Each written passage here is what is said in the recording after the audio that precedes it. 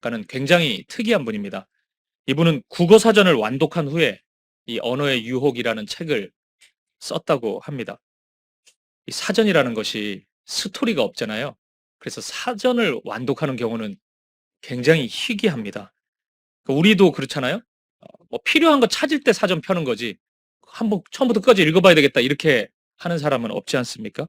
이런 끔찍한 일을 이분은 이 일을 해냈다는 겁니다. 어떻게 해서 국어 사전을 완독할 수 있었을까요? 이분이 책에서 이런 얘기를 합니다. 제가 일부분을 한번 읽어드리겠습니다. 사전 속 한 페이지에는 보통 60개 내외의 언어가 적혀 있습니다. 한 지면에는 평균적으로 유혹하는 언어가 두세 개에 불과했습니다. 사전은 재미있는 이야기가 없습니다. 가나다 순으로 배치된 언어의 나열일 뿐입니다. 한마디로 무미건조합니다. 간혹 만나는 설레고 떨리며 끌리는 언어가 있었기에 730일을 보낼 수 있었습니다. 그 중간중간에 끌리는 언어가 있었기 때문에 사전을 처음부터 끝까지 읽을 수 있었다는 거예요. 그러니까 이분이 이 사전이 3000페이지였다 그러는데 16만 개의 단어를 730일 동안 읽었대요. 그 중에 자신을 유혹했던, 자신의 마음을 흔들었던 언어가 총 748개였다고, 7648개였다고 합니다. 그러니까 한 7600개가 되니까 16만 개로 보면은 한 5% 정도인 거죠. 이 5%가 이분을 살린 겁니다. 이 5%의 그 자신의 마음을 흔드는 언어가 있었기 때문에 사전을 계속 읽어 나아갈 수 있었다는 겁니다. 저는 어떤 면에서 이것이 우리가 성경을 읽을 때와 좀 비슷하지 않나라는 생각을 합니다. 지금 우리 사김의 교회 성경 통독 열풍이 일어나고 있는데 우리가 솔직히 까놓고 얘기하면은 성경을 처음부터 끝까지 읽을 때 모든 말씀 하나하나가 내 마음에 다가오는 건 아니잖아요. 내 마음을 뒤흔드는 건 아니잖아요. 지금 90일 성경 통독 하신 분들 중에 레위기 읽다가 포기하고 싶은 분들 되게 많았잖아요. 이게 무슨 의미가 있나 나한테. 근데도 우리가 버티고 그냥 읽었잖아요. 근데 이게 참 신기한 게 또 읽고 그러면 어느 순간 이거 그만 읽을까 하는 때쯤 나에게 들리는 말씀이 있다고요. 이거 나에게 하시는 말씀이네. 지금 나에게 주시는 하나님의 음성이구나. 이런 깨달음, 이런 은혜가 있거든요. 이게 성경을 끝까지 읽어 나가게 하는 힘이 된다고요. 제가 이 언어의 유혹이라는 책으로 이 설교를 시작한 이유가 있습니다. 오늘 본문이 이 성경을 읽을 때 어떤 우리에게 무료함이 찾아오기도 하는데 그 무료함을에서 깨어나게 하는 우리의 마음을 뒤흔드는 매우 중요한 하나님의 말씀이기 때문입니다. 그러니까 이 말씀을 읽으면서 우리는 이런 깨달음을 얻게 되는 거예요. 하나님이 이 말씀 하시려고 지금까지의 이 많은 이야기를 우리에게 하셨던 거구나. 우리가 이런 마음과 이런 삶을 살기를 원하시는구나. 이 사실을 오늘 본문에서 발견하게 된다는 겁니다. 그래서 저는 감히 오늘 본문을 이 신명기에서 가장 중요한 핵심 말씀이라고 이야기해 드리고 싶습니다. 그리고 어떤 면에서는 성경 전체의 방향을 정하는 중요한 말씀이다. 이렇게도 말씀드리고 싶습니다. 이런 차원에서 오늘 본문을 읽어보면 오늘 본문이 매우 독특한 표현으로 시작된다는 것을 알 수 있습니다. 오늘 본문 4절의 시작을 한번 보십시오. 이스라엘아 들으라. 이렇게 말씀하고 있습니다. 이 들으라라는 단어는 구약성경에 히브리어로 쓰여져 있으니까 우리가 많이 들어봤던 히브리어 단어입니다. 쉐마입니다. 그래서 이 6장 4절은 쉐마 이스라엘 이렇게 시작해요. 그러니까 이 말은 이스라엘아 이제부터 나오는 이 말씀을 들어야 한다. 이 말씀을 반드시 기억해야 된다. 지금 이 강조점을 우리에게 알려주고 있는 것입니다. 다시 말해서 이제부터 나오는 이 말씀 하려고 지금까지의 긴 이야기가 있었다는 겁니다. 길게는 애굽에서의 400년의 시간이 있었거든요, 이스라엘이. 그리고 짧게는 40년의 광야 생활이 있었다고요, 출애굽하고. 이 모든 이야기는 일종의 오늘 본문에 말씀하시기 위한 빌드업 과정이었던 거예요. 이 말씀 하시려고, 이 말씀 꼭 들려주고 싶으셔서 하나님이 이 긴 이야기를 하셨던 겁니다. 그럼 그것이 무엇인지 궁금하시죠? 오늘 본문 5절 말씀을 보시겠습니다. 우리 같이 한번 읽어보겠습니다. 시작. 너는 마음을 다하고 뜻을 다하고 힘을 다하여 내 하나님 여호와를 사랑하라. 아멘. 첫째는 온 마음을 다해 하나님을 사랑하는 거고 둘째는 뜻을 다해 하나님을 사랑하는 겁니다. 여기서 뜻이라는 것은 온 몸입니다. 그러니까 마음을 다하고 뜻을 다하고 이거는 혼신을 다해서 하나님을 사랑하라는 거 있죠. 그리고 셋째는 힘을 다해 하나님을 사랑하는 겁니다. 이 힘은 뭐 무거운 걸 드는 힘이 아니고 뭐 재력, 재물, 소유 이런 의미입니다.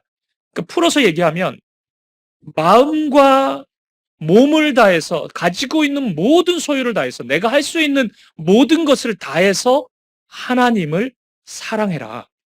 이것이 오늘 본문의 말씀입니다.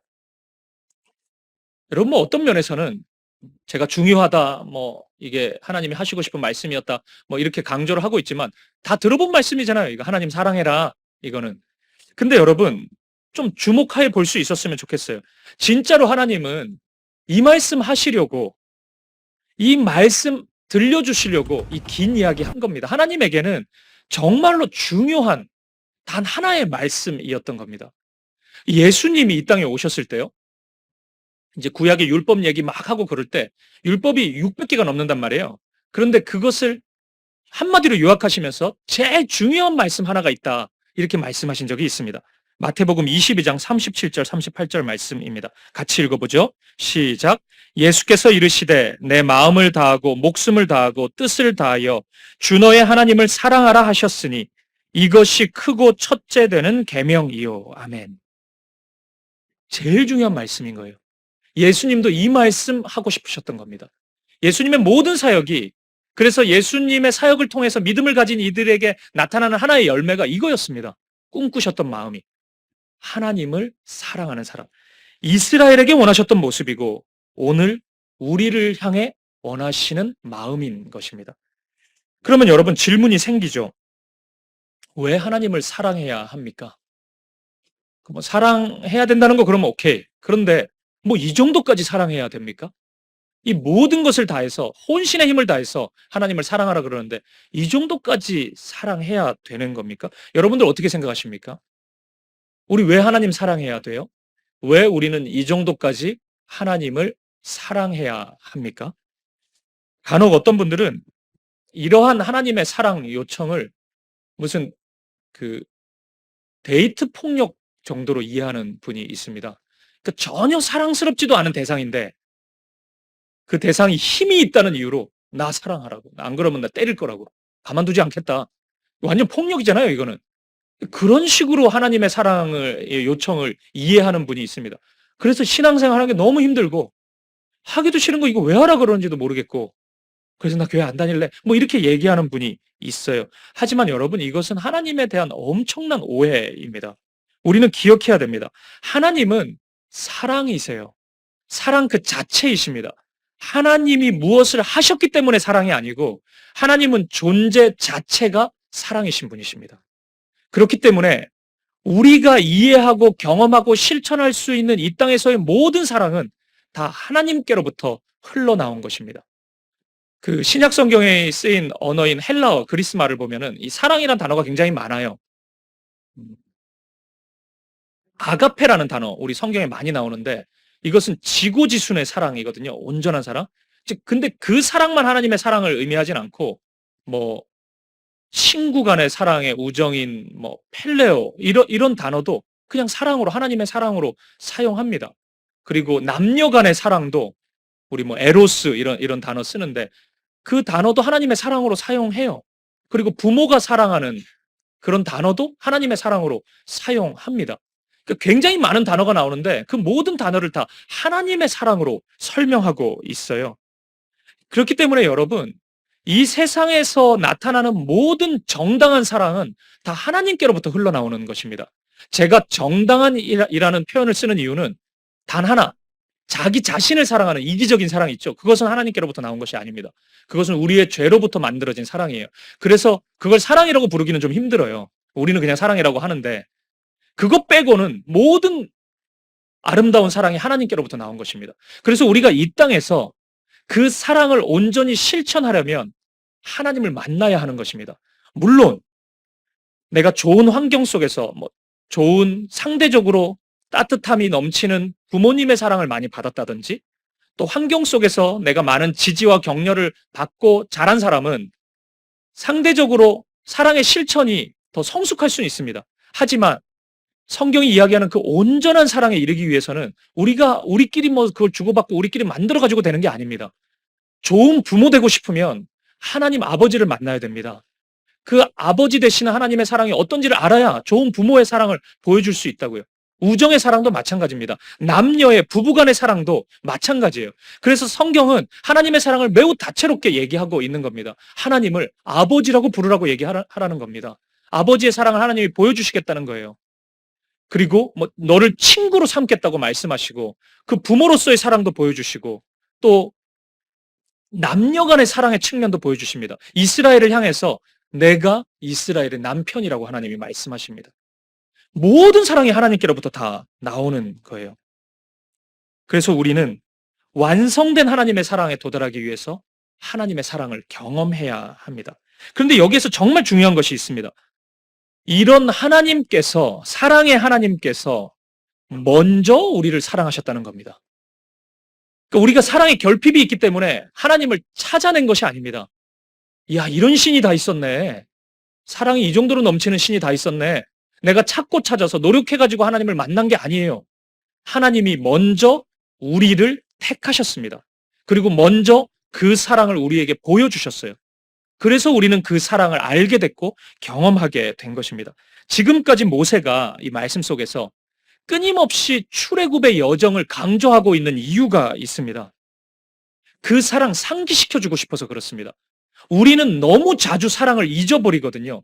10번의 하나님의 사랑을 경험하고 나서 하나의 고생스러운 일이 벌어지면은 우리는 짜증내버립니다. 우리는 원망해버려요. 불평불만을 끝없이 쏟아냅니다. 그래서 우리는 하나님의 사랑 너무 자주 잊어버리기 때문에 그 사랑 상기시켜주기 위해서 모세가 계속 과거 얘기하는 겁니다. 우리가 걸어온 이야기 되짚어주고 있는 겁니다. 이거 기억해야 된다고 말씀하고 있는 겁니다. 그러면 여러분, 출애굽의 이야기 속에서 그 여정 속에서 드러난 하나님의 사랑은 무엇이었을까요? 그 사랑은 뭡니까? 실은 이 출애굽의 이야기 속에서 하나님의 사랑이 거의 대부분이 담겨 있습니다. 근데 저는 오늘 3가지 정도로 요약해서 그 사랑을 한번 확인해 보고 싶습니다. 첫 번째는 하나님의 사랑이 함께하는 사랑이었다는 것입니다. 이스라엘은 고생스럽고 힘들다는 이유로 원망만 늘어났습니다.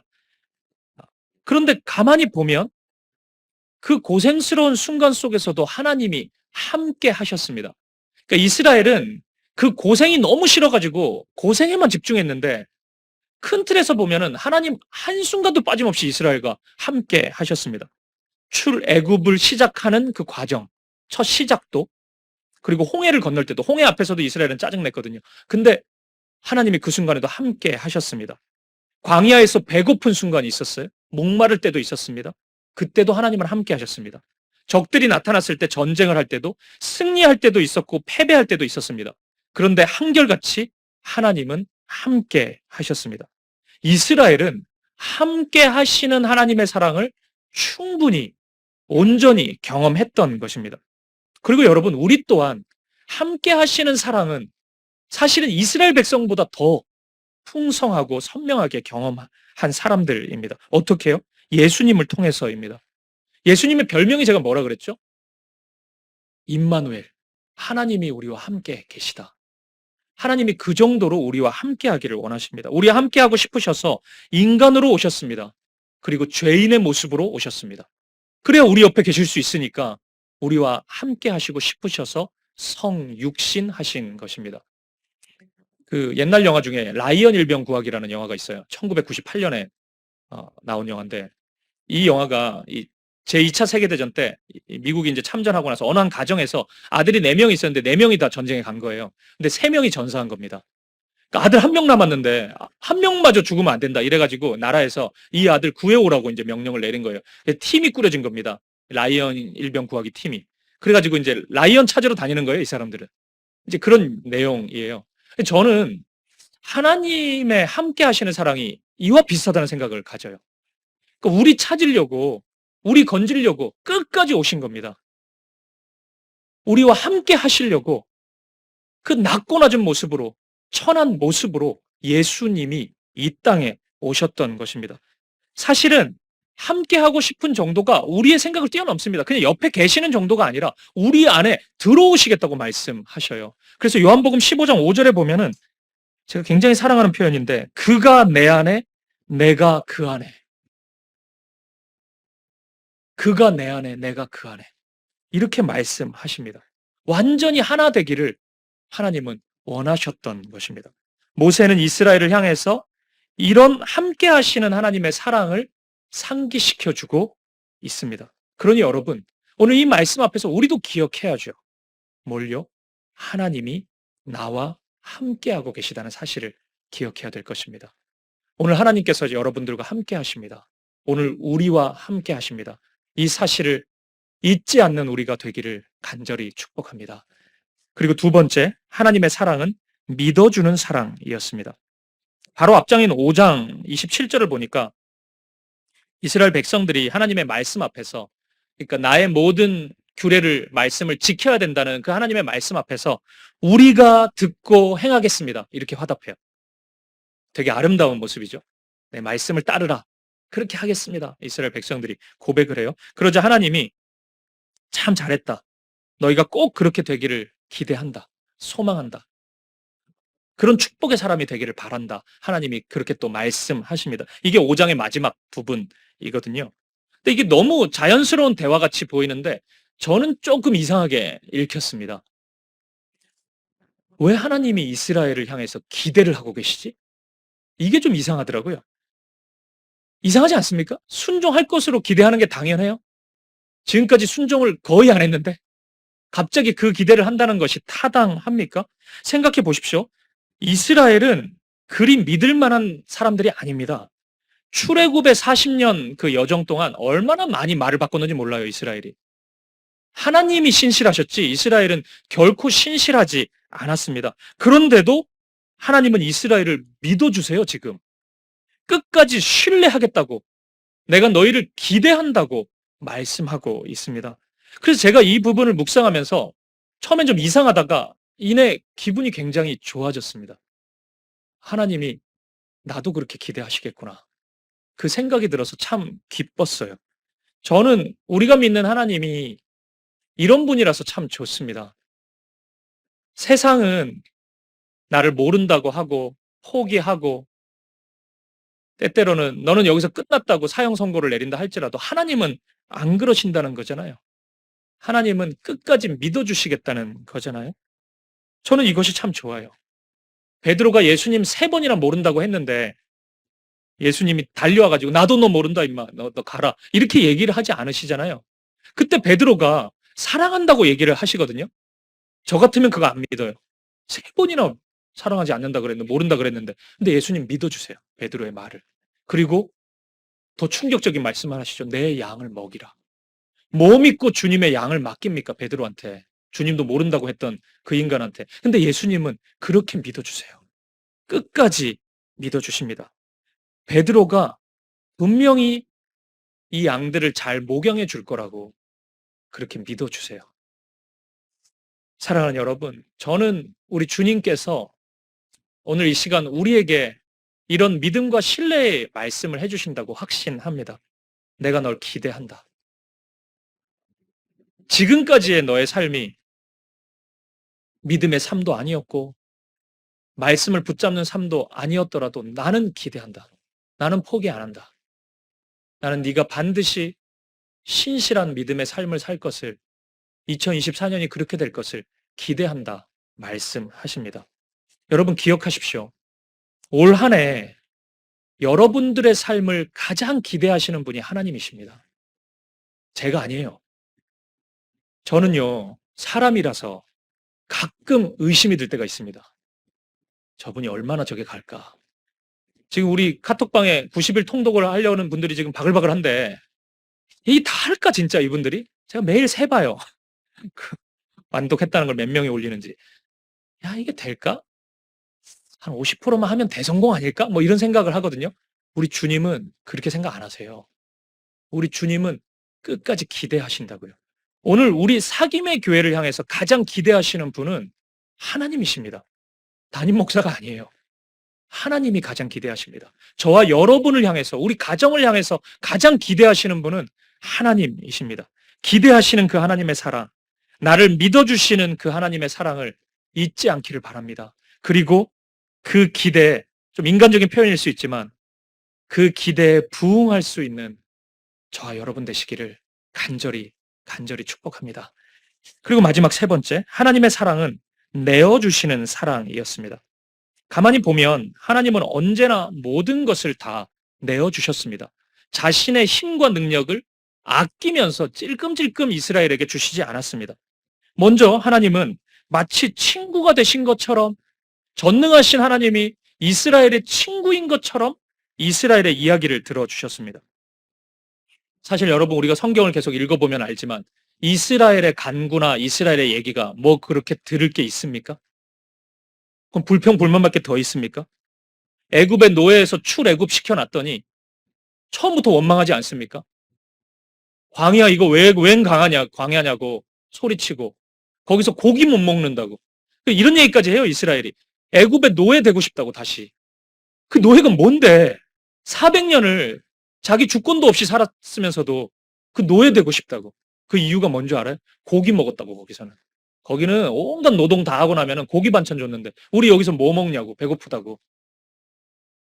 여러분, 그게 들을 게 있어요? 그 얘기를? 제가 만약 하나님이라면, 이런 가정이 좀 웃기지만 저는 이스라엘 백성들 얘기 안 들어요. 그 뭐 들을 게 있습니까? 그 얘기를.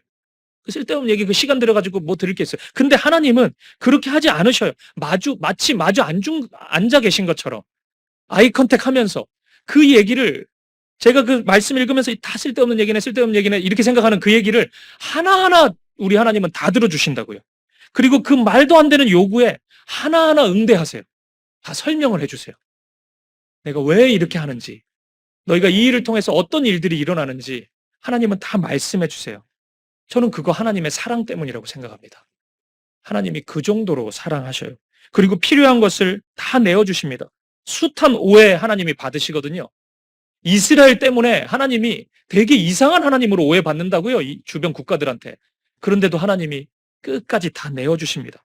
이스라엘을 구원할 수만 있다면, 이스라엘을 출애굽시켜서 약속의 땅인 가나안 땅에 데리고 갈 수만 있다면 하나님은 자신의 힘도 내어주시고 능력도 내어주시고 지혜도 내어주시고 말씀도 내어주시고 심지어는 하나님의 그 전능하신 그 권위와 자존심까지도 다 내어주십니다.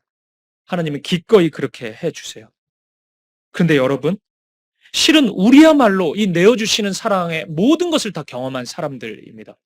예수 그리스도께서 이 땅에 오셔서 자신의 목숨을 우리를 위하여 내어주셨습니다.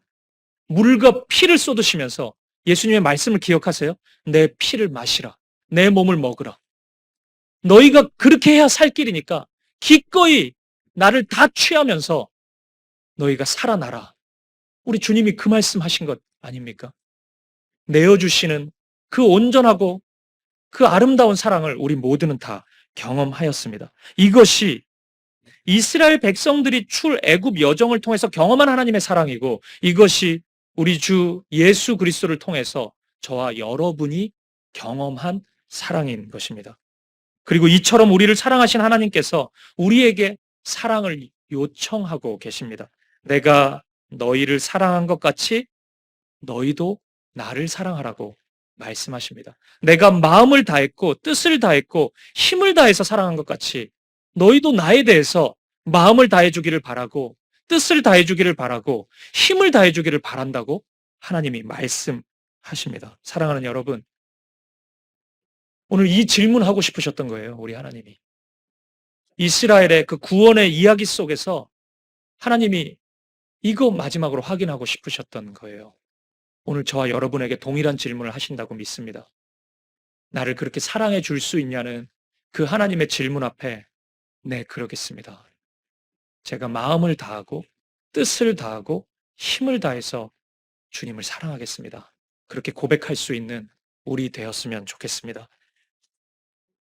물론 여러분, 우리 중에는 이 모세가 지금 제시하는 우리 과거를 기억해 보자. 우리의 과거의 기억이 온전히 하나님의 사랑으로만 가득 채워지지 않았던 것 같은 어 그런 기억을 가진 분들이 분명히 있을 겁니다. 아무리 생각해도 그 사건, 그 일은 하나님의 사랑을 기억하는 데 방해가 되는 것 같고 내가 도무지 그것을 받아들이기는 힘들고 무거운 그런 경험을 가지신 분들이 분명히 있을 겁니다. 아마 많은 분들이 흐르는 강물처럼이라는 소설을 아실 겁니다. 시카고 대학의 영문학 교수인 노먼 맥클린이 이 동생인 폴 맥클린을 40년 동안 추억하면서 이 소설을 썼잖아요. 그래서 이 소설을 아무도 출간해주지 않다가 출간했을 때 베스트셀러가 됐고 또 영화로도 만들어졌어요. 둘째 아들 폴이 갑작스러운 죽음을 맞이합니다. 그러니까 아버지 맥클린이 목사님인데 이분이 이 아들의 죽음을 받아들이지를 못해요. 그러니까 목사지만 이 현실에 이 일어난 일에 도저히 뭐 어떻게 해석해야 될지를 모르는 겁니다. 그래서 절망합니다. 소설의 제목처럼 영화 제목처럼 흐르는 강물처럼 시간은 흘러가지만 이 맥클린 목사님은 이런 눈에 보이는 일어난 그 이유들을 받아들이지 못하고 내가 왜 아들을 제때 돕지 못했을까? 내가 왜 그 옆에 있어주지 못했을까? 그 자책감으로 매우 고통스러워합니다. 이때 큰아들 로먼이 이 소설을 쓴 자신의 동생 폴과 함께 아버지에게 늘 들었던 이야기가 있거든요. 아버지 목사님에게. 그래서 그 들었던 이야기로 아버지를 위로합니다. 책의 한 부분인데 제가 읽어드리겠습니다. 그 애의 죽음에 대해서 정말로 내게 모든 것을 다 말한 거니? 모두 다 말씀드렸습니다. 하지만 너무 적지 않니? 예, 많지는 않지요. 하지만 완벽하게 이해하진 못해도 완벽하게 사랑할 수는 있습니다. 그래, 그게 내가 평생 설교해 온 것이지. 이게 소설에서도 또 영화에서도 이 부분이 굉장히 울림이 있어요. 완벽히 이해하지는 못해도 완벽하게 사랑할 수는 있습니다. 그러니까 아버지 맥클린 목사님은 자신이 평생 두 아들에게 했던 이야기, 그리고 성도들에게 전했던 이 설교, 자신이 했던 그 설교를 통해서 조금씩 사랑을, 삶을 회복해 나아갑니다. 저도 길게 산 건 아니지만 제 인생 속에서 참 다시 기억하고 싶지 않은 몇 가지 사건이 있어요. 한 세네 개 정도 되는 것 같은데. 근데 이 얘기는 시간이 꽤 흘렀는데도 제가 설교 시간이나 누구에게 얘기하기가 참 힘들어요. 분명히 이 얘기를 하면 눈이 휘둥그레질 이야기니까 이게 임팩트가 있는 설교에 도움이 될 만한 예화일 것 같은데 제가 이 얘기를 못 하겠어요. 이 얘기를 하면 제 감정이 격해지는 것 같아요. 아직도 이해가 잘 되지 않고 그런 일들이 제가 받아들이기가 굉장히 힘듭니다. 그래서 아마도 제 생각에는 주님 앞에 설 때까지 끝까지 이 몇 개의 사건은 제 마음에 묵혀두다가 주님 앞에 섰을 때 물어볼 수 있을 것 같아요. 그때 왜 그런 일이 일어났어야만 됐냐. 제가 그때서야 물어볼 수 있을 것 같습니다. 그런데 여러분, 저는 제가 왜 이 얘기를 드리냐면 내용이 뭔지도 알려주지도 않을 거면서 이 얘기를 하는 이유는 저는 이런 사건들이 있다고 해서 하나님을 사랑하지 못한다고 고백할 수는 없어요. 물론 이것만 가끔 꿈에서 나타날 수도 있고 뭐 이렇게 생각이 날 때가 있는데 그때 너무 힘들거든요. 그리고 막 머리도 아프고 막 몸이 처져요. 너무 무기력해져요. 근데 그렇다고 해서 그런 감정이 한없이 폭포수처럼 내 마음에 찾아온다고 해서 제가 그래서 주님을 사랑할 수 없다 나는. 나는 하나님 앞에 나아갈 수 없고 하나님 안 계신 것 같다. 이런 얘기는 못 하겠다고요. 왜냐하면 너무나 많은 시간 속에서 하나님이 사랑을 보여주셨기 때문입니다. 하나님이 저의 인생 속에서 보여주셨던 그 따뜻한 돌보심, 그리고 힘든 순간마다 주셨던 격려, 사랑, 함께 하시는 그 위로, 그것이 너무 분명한데 제가 무슨 기억상실증에 걸렸으면 모르지 그것이 너무나 분명히 너무나 많이 제 인생 속에 마디마디마다 있었는데 제가 이해되지 않는 몇 개의 사건이 있었다고. 그건 저를 너무 힘들게 하는 일임은 분명하지만 그것이 하나님도 없다. 난 못 믿겠다 하나님을. 하나님을 난 사랑할 수 없다. 이렇게 얘기하는 데까지는 못 가겠다고요. 제가 제정신이 박혀 있으면 그렇게는 못 하겠다고요. 근데 여러분도 그렇지 않습니까? 하나님의 사랑이 너무 많지 않았습니까?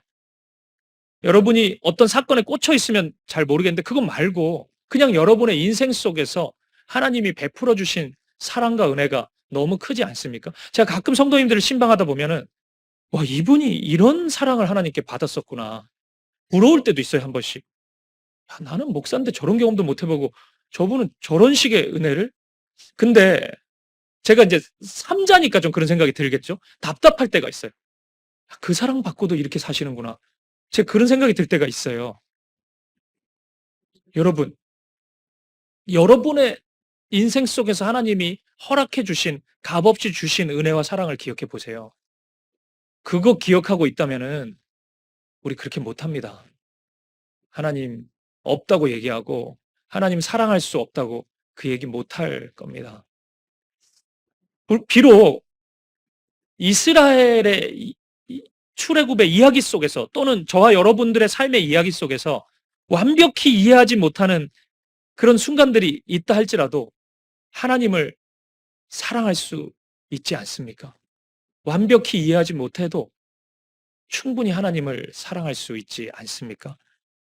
저는 여러분이 하나님을 사랑하셨으면 좋겠습니다. 그리고 그 이유는 충분하다고 생각합니다. 하나님이 여러분에게 베풀어 주셨던 그 사랑이 충분하다고 저는 생각합니다. 그래서 오로지 한 마음만 품었으면 좋겠습니다.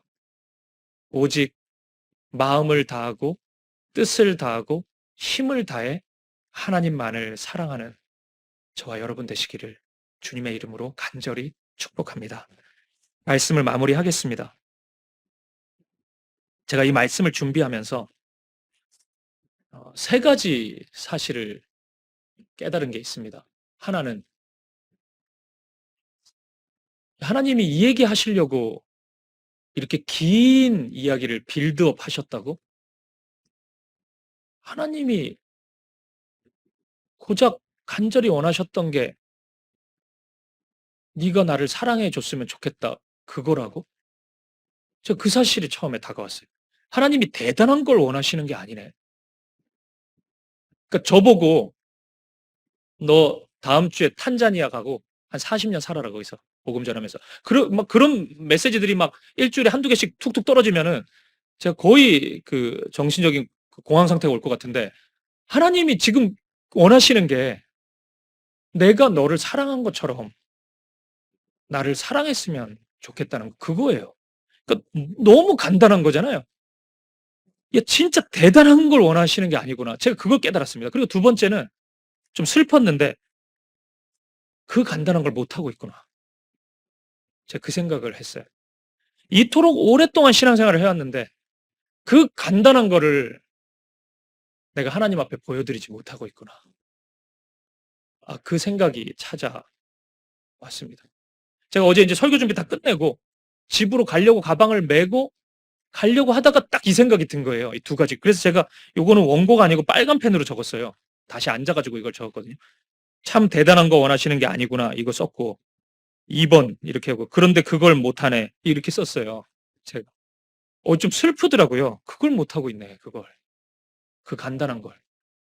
그리고 세 번째는 그걸 못하니까 하나님이 또 어떻게까지 해주시냐면 내가 그거 하게 해주겠다고. 내가 사랑으로 필요한 모든 사랑을 부어줄 테니까 내가 그거 할 수 있도록 내가 하겠다. 하나님이 약속하시는구나. 그 생각이 들었습니다. 오늘 뭐 책, 영화 얘기 많이 하는데 하나만 더 하겠습니다. 타인의 삶이라는 영화를 보면은 이게 이제 독일이 동독과 서독으로 나누어졌을 때 이야기인데 이 동독의 비밀 경찰인 비즐러라는 사람이 드라이만과 크리스티나라는 사람의 삶을 도청하는 이야기입니다. 근데 이 도청하는 시간이 흐르면서 도청을 하면서 그들의 말을 계속 듣잖아요. 그들의 삶을 이제 엿보게 되잖아요. 그러면서 놀랍게 이 비즐러라는 이 도청하는 이 비밀 경찰이 자신의 존재를 새롭게 각성하게 됩니다. 자신의 인생과 마음과 삶을 돌아보게 돼요. 그러면서 비즐러가 이렇게 말합니다. 난 그들의 삶을 훔쳤고 그들은 내 인생을 바꿨다. 굉장히 울림이 있는 이제 고백인데 저는 이 고백을 좀 패러디 해가지고 이렇게 고백하고 싶습니다. 나는 하나님의 사랑을 경험했고 하나님의 사랑은 내 인생을 바꿨다. 하나님의 사랑이 우리를 바꾸는 것입니다. 완전히 바꾸는 것이에요. 저도 이제 90일 성경 통독을 이제 하면서 제가 지금까지 읽으면서 좀 새롭게 다가온 말씀 하나가 있었어요. 이 몇 주 동안. 그러니까 숱하게 성경을 읽었는데 이 말씀이 굉장히 새롭네 하는 게 하나 있었거든요. 그거 한번 소개해 드리고 싶습니다. 출애굽기 21장 5절 말씀입니다. 만일 종이 분명히 말하기를 내가 상전과 내 처자를 사랑하니 나가서 자유인이 되지 않겠노라 하면, 이 말씀이 왜 새로웠나 하실 텐데, 이스라엘에는요 그 안식년이라는 게 있습니다. 안식일도 있고 7일, 7년도 있고, 7년이 7번 되면은 그 다음에 50년이 희년이라고 부르거든요. 그래서 그때는 모든 노예들을 가지고 있는 것을 다 원상복구 시켜줍니다. 해방을 시켜줘요. 재산도 돌려주고, 그리고 희년이 되면, 50년이 되면 땅도 주인 찾아줘요. 내 땅이 아니에요. 원래 주인 찾아서 주고 이랬어요. 이스라엘 공동체가 진짜 보배롭고 존귀한 공동체였습니다. 근데 7년이 되면 노예가 이제 다 가는 거거든요. 이제 그때의 말씀이에요. 근데 어떤 지금 말씀을 주냐면, 그런데 종이 안 가겠다고 하는 경우가 있다는 거예요. 자유가 됐는데. 근데 그 이유를 지금 뭐라고 얘기하냐면, 내가 상전을 사랑하기 때문에. 제가 종이라면 여러분 7년 어금니 깨물고 참고 기다렸을 것 같아. 내 뒤도 안 돌아보고 내가 간다. 여차하면 한 대 때리고 도망가든지, 뭐 내가 이 노예에 내가 이거 진짜 어떻게 해서든지 내 그날만 기다리겠다 그랬을 것 같은데, 그 기다리던 그날이 왔는데 안 가겠대요. 그리고 주인을 사랑해서. 도대체 어떤 사랑을 받은 거예요, 이 종은? 이 주인이 어떤 사랑을 보여줬길래 안 가겠다고 하냐고요. 주인의 사랑이 종의 마음과 삶을 송두리째 바꿔버린 것입니다. 저 이거라고 생각해요. 하나님의 사랑이 우리를 바꾸는 것입니다. 하나님의 사랑이 우리를 하나님만 사랑하도록 바꾸는 것이에요. 그 사랑이 우리를 인도하는 것입니다. 우리가 마음을 다해, 뜻을 다해, 힘을 다해 하나님을 사랑할 수 있는 이유, 그리고 하나님이 우리에게 네가 그렇게 나를 사랑했으면 좋겠다고 요구하는 이유, 그것은 하나님이 먼저 우리를 그렇게 사랑하셨기 때문입니다. 사랑하는 여러분, 하나님의 사랑이 우리를 바꾸었습니다. 완전하진 않지만 오늘 이 모습까지 우리를 바꾸었습니다. 그리고 계속해서 우리를 바꾸어 가고 계십니다. 오늘 설교 제목이 사김의 교회여 들으라 잖아요. 이스라엘아 들으라. 사김의 교회여 들으라. 오늘 이 하나님의 음성을 들으십시오. 하나님이 저와 여러분에게 보여주셨던 그 사랑을 기억하십시오. 그리고 그 사랑 안에서 오직 유일하신 하나님, 그분만을 마음을 다해, 뜻을 다해, 힘을 다해 사랑할 수 있는 저와 여러분 되시기를 우리 주님의 이름으로 간절히 축복드립니다.